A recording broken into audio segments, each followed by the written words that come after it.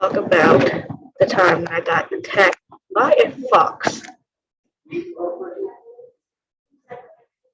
So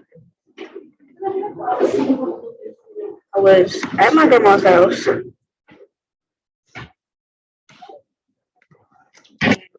going to go get my aunt Tasha, who lives up the road. So I give her the stuff. Then I walk back down the house, but I forgot the cookies for my cousin. So then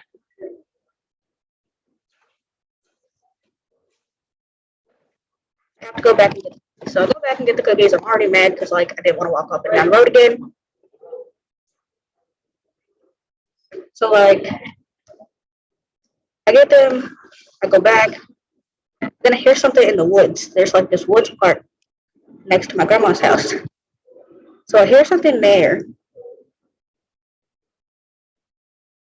and I'm like, okay, what the fuck is that?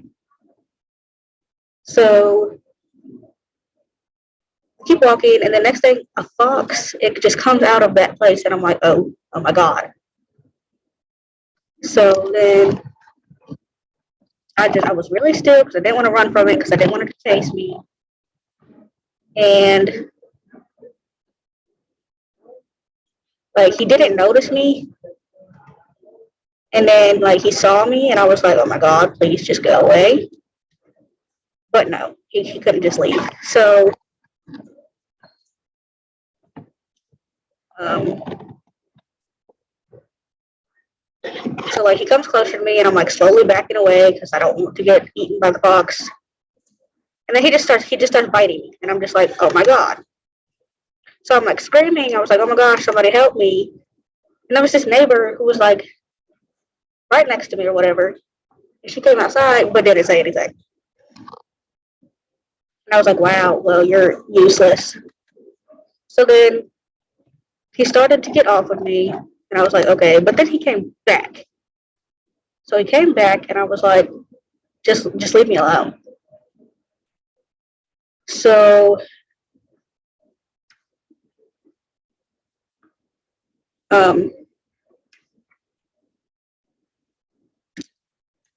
so then he was biting. He got my wrist somehow, and then he started biting my bracelets. And then somehow I got him in the air, and I was swinging him around on my bracelets. And then he got off, and then my grandfather, he finally was hearing me scream, and he came and ran the fox away. And then my neighbor, I guess he came out with this big gun, and it was scary that he came out with the gun.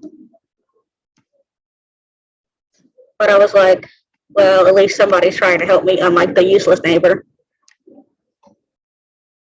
So we call the police, tell them I got attacked by a fox, and I go to the hospital. I'm bleeding and everything. I go to the hospital. So the hospital guy is like, well, we can't accept you until your dad says that we can. And so when my dad finally got there, which was 20 fucking minutes later,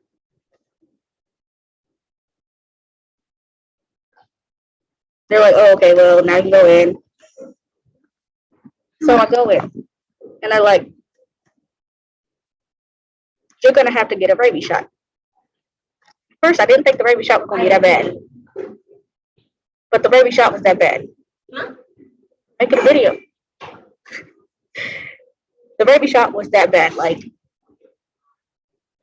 I've been through pain, but that shit was on some other level of pain. It was crazy.